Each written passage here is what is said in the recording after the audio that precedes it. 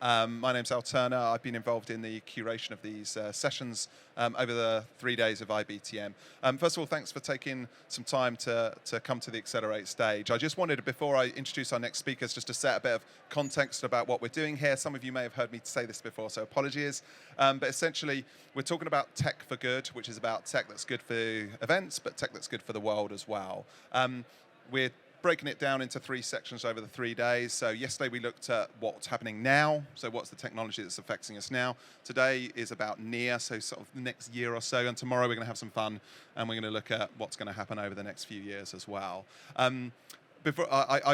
We had some really, really great sessions yesterday, and if you weren't able to make them or you're not able to make the sessions today or tomorrow, do have a look at them. They're available on demand on YouTube after the show, so hopefully you'll get a piece of all of those sort of things. And it was really interesting. One of our sessions yesterday, someone came up to me and said, wow, that was really exciting. That's really, really interesting. How do I recreate that? Because you're just talking about inspiration. How do I recreate that in an event using technology? And it was great because I could say, this session is happening today, which is all about basically turning great ideas into action and great events as well. So to guide us through this, we have the great people from the Chorus Agency, and I'm going to welcome to the stage Cassidy, Andy, and Grant. And if you would welcome them too with a ripple of warming applause as they come through, that would be fantastic. Thanks, Al. Thank you, everybody. And thank you for coming. So as Al said, live event tech solves challenges and briefs across the board, be it in the live environment or backstage, like all our lovely guys back there who are delivering the tech on this session. But in this session, we want to bring to life how event creatives, like Grant, are inspired by the tech that Andy's skill set brings to the table, but also how Andy's team then use that to unleash Grant's creative ideas that he comes up with. And we've got a couple of case studies we're going to show you of some actual events that we've delivered this year, one of which is going live next week, just to show how the team at Chorus have brought those things to life. So I'm Cassidy Knowles. I'm the event director at Chorus, and we are a live event and creative agency. And my colleagues here are the Director of Technical Production, Andy Fenn-Higgins, and Creative Director, Grant Dudson. So I'm going to hand over to Andy to introduce himself a bit more and give a synopsis of his experience in the industry and his role at Chorus and how he works with Grant. Hi, everyone. Thanks for joining us in this session. It's great to be invited to speak at these events. So this is my 30th year in the industry.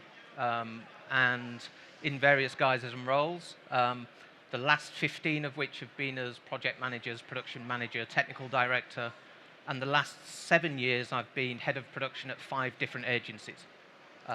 European-based, mostly UK-based. Some have got offices in the US as well.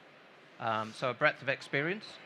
And I'm Director of Technical Production at Chorus, which means anything with a plug and something technical comes my direction. So that's how I sort of package it up. So that's my role within the industry and within Chorus. Great. And Grant? So I'm the creative director at Chorus. I have over 12 years experience designing lots of brand experiences, immersive art installations. I started off with big projection mapping shows that drive productions.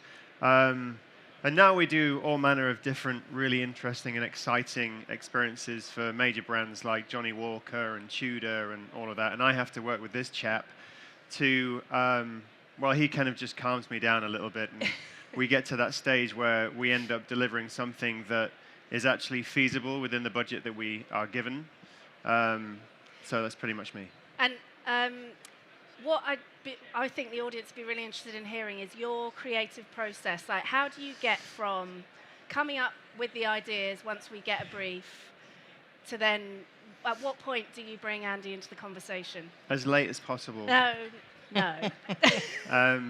Which I know he has an issue with, but the thing for me, and I don't know how deep I should go into the process, but I think ultimately the first thing for me is to, even before I look at the actual brief, I dive into the brand.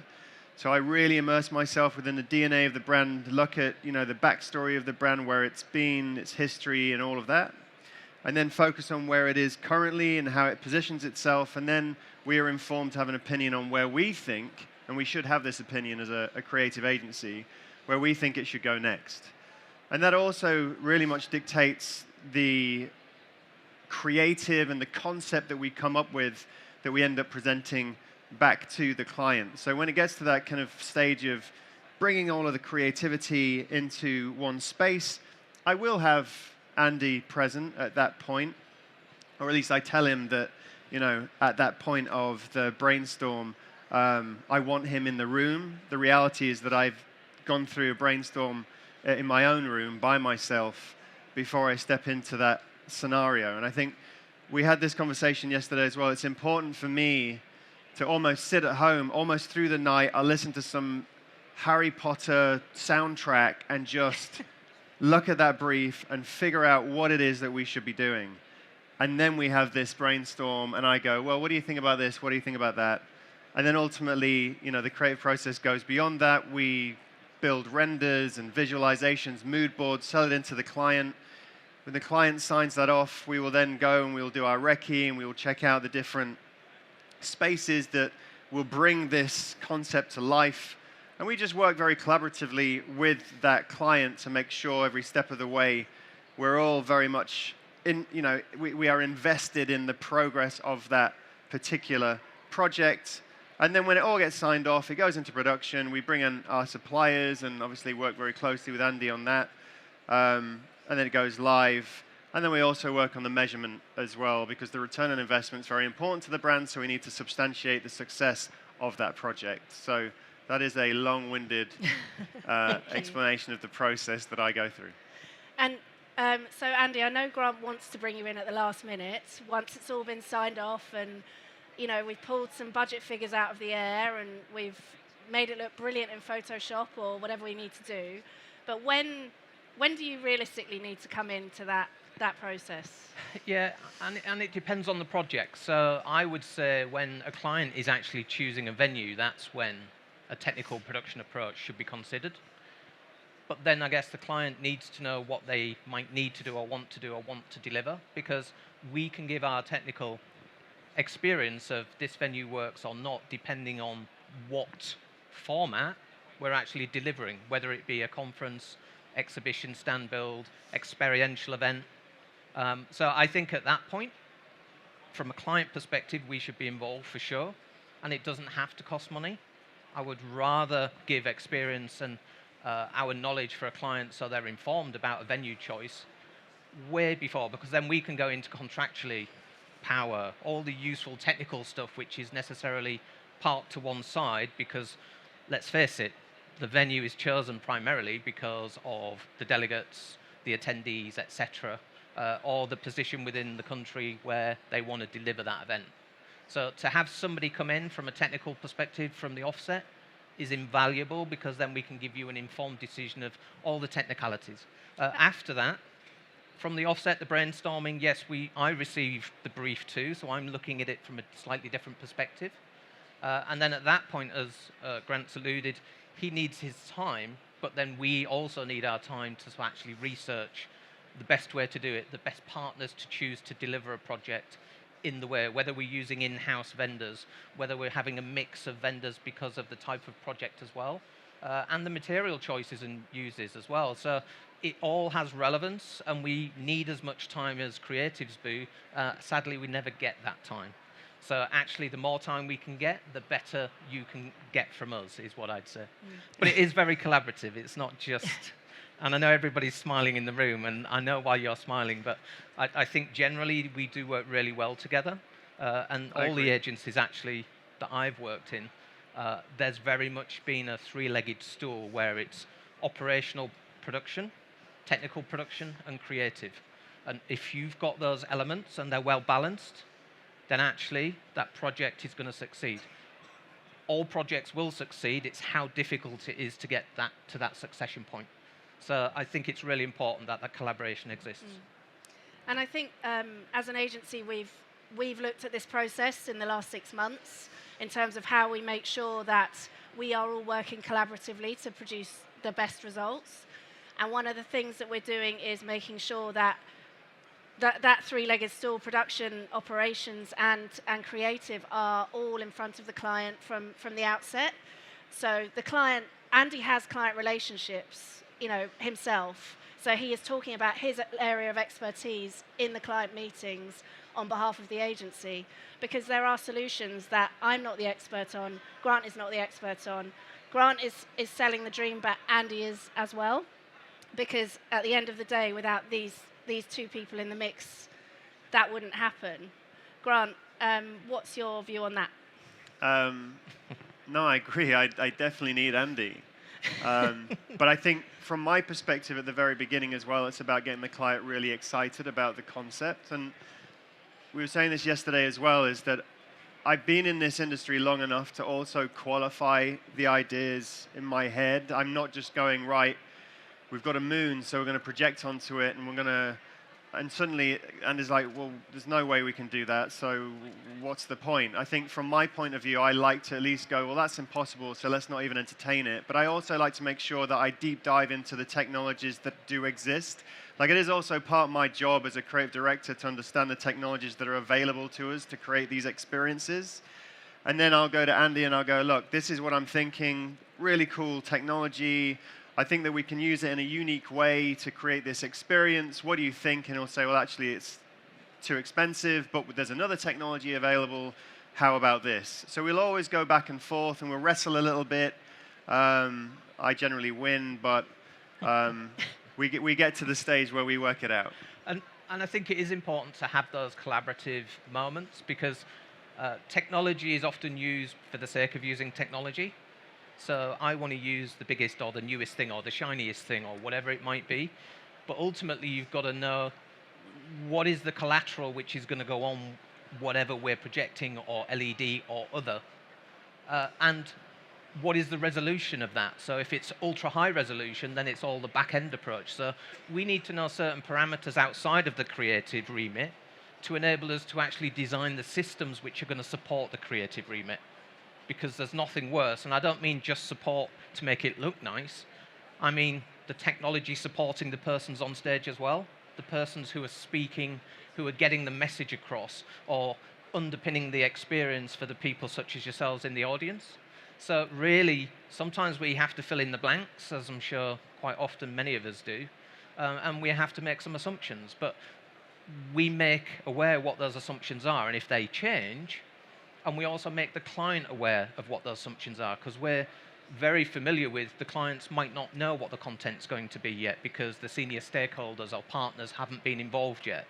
So at the infancy, we can make some assumptions, but working collaborative with creative and the client, we then get to a full system design, such as the setup here has been considered and thought. Everything we do is had a consideration. What are the fail-safes? What are the backups? What is the infrastructure required? What is the persons required? It just doesn't happen that people come in and sit behind a desk and operate that soundboard. So all of these elements is my consideration. So I come from it from, and my clients are Grant, and my clients are also the operational team, as well as our external clients being our client. So I've got lots of sets of clients, because Grant has some important elements which he can't not have. Because otherwise, why have creatives? We might just as well do what we think is best. Operationally, we need to be aware of the boundaries of budget, timescales, etc. So we need to work very closely. And then with the clients, we need to be in front of the clients to say, we are the professionals delivering your event. I don't want to come on site and that's the first time I meet the client, because then the client's saying, well, what are we paying for here? What is the expertise? We're always in the background. This is probably the fourth time that I've been on stage presenting in my 30-year career. I've been lots of times behind the scenes. Yeah. So the client needs to understand and value what we have to offer. And I think that's where we're coming from as well. Because when you build value, it's appreciated, and therefore then you're always involved in the conversations. So that's where I'm coming from as well. Now I want to get on to the case studies, but I've just got one more question, because the way that we engage with supply partners, can you just talk a bit about how you do that, Andy, and then how Grant feeds into that process on finding the best, solution for the Sure. right brief. And there's lots of supply partners out there depending. So really it boils back to what is the brief, what is the creative element. And as soon as we find what the creative element is, whether it's in this country, in the UK, in a different sector of the world, we can then start to research which supply partners. We're not going to truck or fly equipment across the world. If an event is happening somewhere else, we will search out the right supply partners. We need time to do that. Sustainability is a massive thing in the industry, and rightly so, and that helps with that cause. But it needs time as well for us to look at the creative and figure out what are those elements that we don't have sight of at the moment. So we need as much time, if not more so sometimes, so we don't have those blanks to fill in. So I think that's really collaborative. And then Grant will say, I agree with that, or actually have you thought of these, or there's this creative element over here which we might consider. So again, it's a collaborative. It's not about me dictating. It's what works best for the event and what is best to deliver that event for our clients. Okay, thank you. So I'm going to move on to a couple of case studies. So this is for a project we are delivering next week in Singapore. Grant, I think you fly on Friday out there. I do. For Johnny Walker Blue Label, which is their prestige whiskey range. And this was a pitch that we were successful in last year, and it's been a year in the making, and we're just about to go and pilot it next week. So there are tickets available for this event online if you happen to be in Singapore next week. But Grant, just explain what the brief was so we can then go in. I'm going to show you what we pitched and what we've ended up with, because they're very different things. And also, this brief was about a year ago, so it's evolved. I've asked Cass, I was like, please put it up on the screen so I can at least refer to it. But ultimately, this brief was Johnny Walker Blue Label coming to us, and it was a pitch as well. And they said, we've got this target audience, luxury lovers, who I'd never heard of before, and they are an affluent Gen Z millennial crowd. And they said, we want to target these whiskey drinkers. And particularly in APAC. And we need a concept, an overarching concept that can be rolled out across all markets. And I don't know if you know much about the kind of drinks industry, but generally whatever concept you have, it has to be tiered across bronze, silver, gold. So if you come up with a creative concept, it needs to basically ladder across all of those different elements. So if you have an experience, say, in a bar, that would be maybe a $5,000 activation. But that same concept has to ladder all the way up to gold, which would be, a huge immersive event. It would still tell the same story, still deliver the same experience of sorts, but obviously there'd be a lot more meat to the bone when it comes to the big event, and a lot more bells and whistles. Okay, so I'm going to show you what we ended up pitching. Grant, if you just talk through this concept of Bluetopia. So Bluetopia was, the original concept behind this was kind of the underworld of luxury. At the time, Louis Vuitton, Bottega Veneta, a lot of major luxury brands, and Blue Label is a luxury brand, were very much doing things that were disruptive and unexpected. And so I also took that same school of thought, and I thought, actually, let's do something completely unexpected for Blue Label. It is a luxury brand, but we can apply that luxury filter to almost anything, including some sort of underworld urban environment. And I thought there was something quite edgy and exciting about that. So this concept that you see here not only works from a physical perspective in terms of taking over an entire street, but it also works from a metaverse perspective as well, which was something that Johnny Walker was particularly interested in at the time. How do we bring that layer of digital into that thinking? And, this was a year ago, so metaverse just started to be on the tips of everyone's tongues. No one really knew what the heck it was. We deep dived into it and said, right, we do have an opinion and we do have an understanding of where we can take this. And so this was the initial thinking. And because we're a bit mad, we didn't just go in with one concept, we went in with two. So this was the other concept, very briefly, Grant. Yes, Label by Blue is basically us taking a more kind of overarching fashion approach to Blue Label. We all know it's a whiskey, but how does that expand out into a bigger Blue Label world? And if we're thinking luxury and if we're thinking fashion, then maybe we could actually take Blue Label and reinterpret it as a fashion brand, a lifestyle brand. So that was an entry point into another creative approach. Yeah, okay. So conversations continued, and we ended up with this. So, and this is still really good, by the way. Don't think that this is, not as good as the last two concepts, because it really is. So that what we decided to do in the end, it was still a fully immersive experience, but we landed on a concept called Deep Blue. And it was all about diving under the surface of Blue Label, a multi-sensory experience to bring everyone's awareness around what Blue Label is as a concept, but also as a liquid, and then also showcasing what that liquid looks like through different sensorial ways. So we've designed a perfume. We've worked with Vogue Profumo, an artisan perfumer from Italy, and with also Emma Walker, who is the master blender at Johnny Walker, to create this perfume that effectively, what it does is it brings out the flavor notes of Johnny Walker Blue Label in a completely new way. And then we also have a 3D audioscape that we've created to give you a sense of what it might be like to dive into Blue Label from a audio landscape. And then we've got a rarity card, and the rarity story is all about this 1 in 10,000 casks make the grade in Blue Label. How do you tell a story like that? Like, when it was really assessed in terms of how you visualize that, and it's not easy, you have to have props, you have to have some sort of gamification to bring that to life.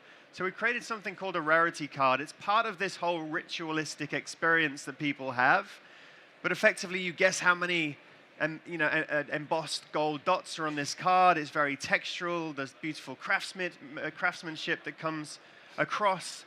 And then you have to guess how many dots there are. There are 10,000, and one is particularly unique. So it's just a really interesting way to regale the audience around the narrative of Blue Label. And the flip box that you see there as well was just another interesting mechanic, a more visual and tactile mechanic to address the perfume. Normally when you go to an airport and you spray the perfume and you do this, and you go, oh, that's lovely.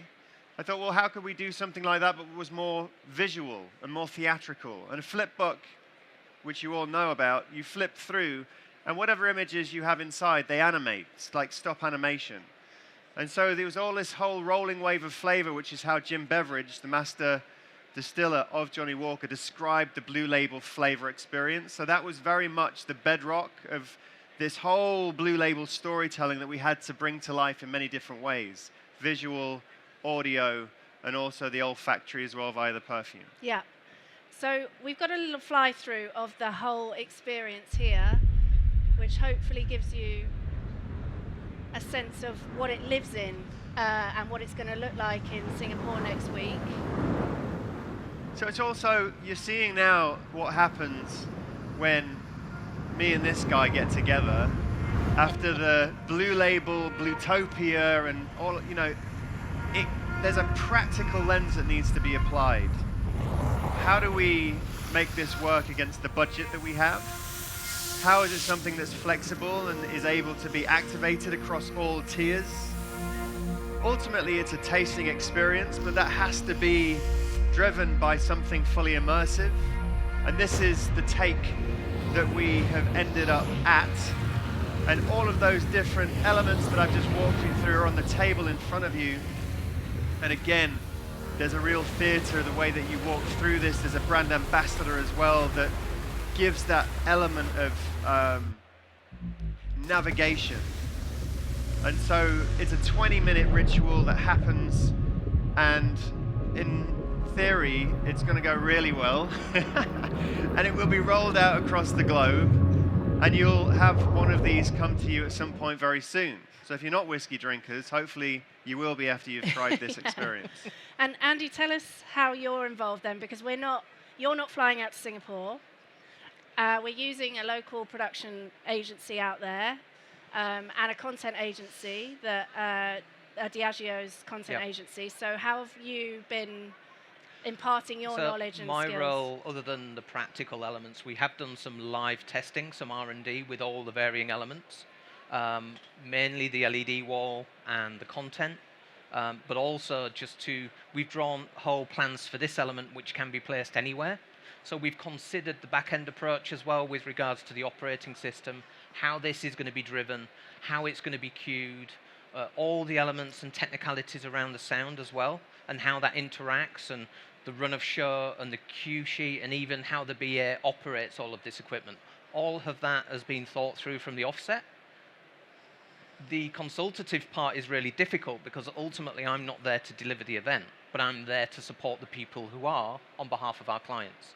So our experience of living the project, designing the project is really invaluable to them because it underpins really what we've found, what we would recommend, what's possible within the venue, and then we work together to create what is possible within the space that they've actually delivering in. And that's really important as well because this forms part of a bigger activation. So this isn't just the element of it, but it's a really important part of it. So I've been on several calls with the team from Singapore detailing the central projection on the table. We were going to use lighting, and they thought, well, actually, that doesn't give us what we need. So now we're projecting onto the table. All of that content is controlled via a master system, as is all of the projection and the lighting and the sound and the audio. Even the binaural audioscape, which has been produced, we've researched the headphones, how we get the signal from there and play it back so everybody gets that same experience. So all of that research has been done by ourselves, and that's invaluable for the team that are delivering the project.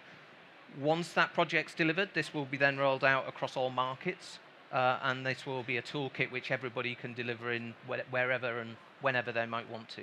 Again, a consultative approach from a technological perspective. We expect to have lots of conversations about, well, how about this, how about that, what would you recommend?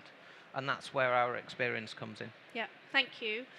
So that's Blue Label. I'm now going to talk about another project that we won from a pitch for our client Tudor. So this was a project that we delivered in the summer, and Grant came up with a concept. So talk to us about the concept and then how you and Andy worked together to deliver this. A little bit of context first. This was all about the Great British North Greenland Expedition. It was also a Tudor watch launch. And so the Great British North Greenland Expedition happened about 70 years ago. Lots of military men were sent to explore uncharted territory in Greenland. They're all given a Tudor watch. And then over the years, all of those Tudor watches disappeared. And then one was rediscovered last year. Tudor are obviously very excited about this. And so there was a whole new collection launched based on this newly found and discovered watch. So this was the launch of that collection. And so part of this launch was very much an exhibition that they wanted to put on to give everyone a real sense of that journey that happened in Greenland. And our role was to go, we want to immerse everybody within that world. We don't just want to do an exhibition. Let's give people a bit of a sense of what it was like to step through, you know, those icy caves, to navigate through that undulating and rocky terrain. And so, of course, if I came to Andy first and said, I pretty much want to create what you see here out of ice, he would say, absolutely no way. So how else could we achieve that? And I explored a series of other ideas. I came to the table with those ideas, and then Andy told me what I could and couldn't do. But who did we go to create the structure, Andy, and how did we know it was going to work? So again, it was a question of these aren't off-the-shelf parameters we're dealing with. The infrastructure that supports this it's all the same components we see here, just used in a different way. So we had to research the fabric we were going to use. Why are we going to use a certain fabric? The initial designs were very much a stretched Lycra type fabric. Yeah. It was then finding a manufacturer who could actually do that. How are we then going to install it? And this has never been done before, so it's all conceptual until we start looking. And then we found somebody actually UK-based who deals in fabric, and that's what they do. So we had some interactions with them, and we had some initial concepts we visualized. And at that point, we didn't know the infrastructure required because we didn't know quite what we were going to build. So we had a visualization. We had a meeting, several meetings actually, with this creative team. And they said, yeah, this is possible. So from the visualizations, we then re-engineered, if you like, all the infrastructure required to make this achievable. So the infrastructure, the truss work in the central structure there, that is a ground-supported truss work. You wouldn't see it because it's hidden by everything, but we needed something to actually give us that infrastructure. We couldn't attach to the beams because they're listed, so we had to do everything. And also then we had to tie into the house system as well, because there was two different parts to this. There was the conference launch and also the experiential aspect as well. And then it was a consideration of lighting, what do we want to achieve, the exhibits, how do they come into it? And that was weeks and weeks of backwards and forwards with the client, ourselves, our partners. And I think, this represents, I think, for us, the central structure alone. I think that technology is very simple. It was a truss system, but actually, for me, that looks fantastic, and you wouldn't think it was built just out of truss. You would just think it was floating. So that's what we try and achieve as well, is sometimes it is really simple, but then how do you dress that? How do you make it look like it's not simple? And that's sometimes the hardest part. A big part of this for me as well was to actually test it out. I got really excited about the prospect of doing this with this professional. She'd done some lovely structures in the past, but she'd never taken it to this scale, and she'd never quite done something as complex as this, even though she was also very excited about the project. So we decided, because obviously we hadn't ever really done it before, that we absolutely needed to test it out. So we did hire a space. We told the client we need to test this just to make sure it will go as smoothly as possible, which is what we did. And thank God the test was a success, because if it wasn't, I don't know what else we'd have done. But the test did highlight some ways that the fabric worked, how it hung, and then we changed our method of how we might actually suspend it as well. So necessarily we were confident that the fabric will work, but it does highlight some elements which we might not have thought of. So I would always advocate anything which is bespoke, please allow the partners that you're employing, trust them to say when they need it to test it, they're not saying it just because they want to test something for fun. They've got to, we didn't have the time. We had a one-day install on this, a massive amount of project to install over one day. We didn't have the time. We had to be sure that actually we could achieve it on site, and the only way to do that was to do a pre-test. So, thank you. Yeah. Thank you both. That I hope that explains how we work with production and creative, and how technology supports creative and creative supports the tech team as well. We've got some time for any questions that you've got. Please raise your hand. There's a mic, and we'll be happy to answer. I did have a render of that in the earlier deck, because that was a pitch that the render looked exactly like what we delivered, rather than the Blue Label one, which was nothing like that. But Hi. hi. I offer a similar service. I really relate to what you're talking about. My question is about your budgeting. And you start out in that initial phase, and a client will expect you to be somewhat accountable, but you don't know where it's going. How do you build in flexibility to your budgets to allow for where you showed from the start of Blue to the end of Blue? Do you know contingency? And I know clients will pull this out, but we will always put contingency in there of a percentage of the entire budget. And if, like Andy was saying, if we're doing something bespoke and the client knows it's bespoke, we will put in that test amount of money, and it will be an allowance, because we don't necessarily know who we're going to be using or how it's going to pan out. Yes, the client can remove the contingency, but that is always something that we really advocate to have in and keep in. If we don't use it, we don't use it. We're not going to make it up.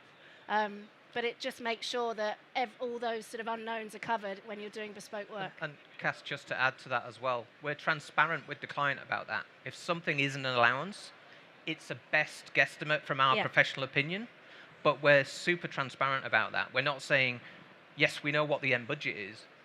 These are the allowances we feel are appropriate for these elements. And then as we go through, it's like anything, it's communication with the client at every step of the way. And when something's cheaper, the budget reduces, which means there's spend elsewhere. And that happened all the way through the Tudor event. It was the budget was flexing, whether it be the logistics side, which we haven't touched on, because we did a whole logistics program as well. And so one element flexes, and that means then the budgets pop, and then the clients choose to add, we didn't mention this, but the clients chose to add an exhibition which was actually in Harrods 2 weeks before the event, which was again delivered by another partner of theirs. And so then we had to figure out the infrastructure not only to deliver that, but actually where does it fit within the scheduling? Where does it fit within the actual space? Because we hadn't considered that within our initial proposals. So we're flexible enough, but obviously the clients then paid for that additional element, whatever those elements were over and above. So, any other questions? One here. Grant, at the beginning of your opening gambit, you mentioned that you were collecting data and analysing things about the event in order to quantify the value of that event to your client. Could you just go into a little bit more detail about what, as Chorus, you kind of look for and how you analyse it, and then how you report that back to customers to show the value of what you do? I think in terms of that data and diving into the DNA of the brand, I think ultimately for me, one thing is going, let's look at the history of the brand. Where does it come from? Johnny Walker's over 200 years old.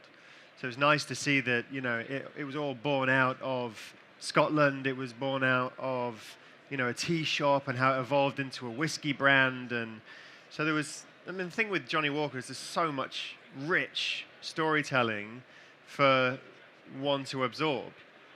But the other side of it is that, you know, you've got all of the storytelling and all of the aspects of the brand, but you also need to look at what they've done before. So that's another thing that I bury myself into. What have you done before? What worked? What didn't work? What are you proud of? What you're not proud of?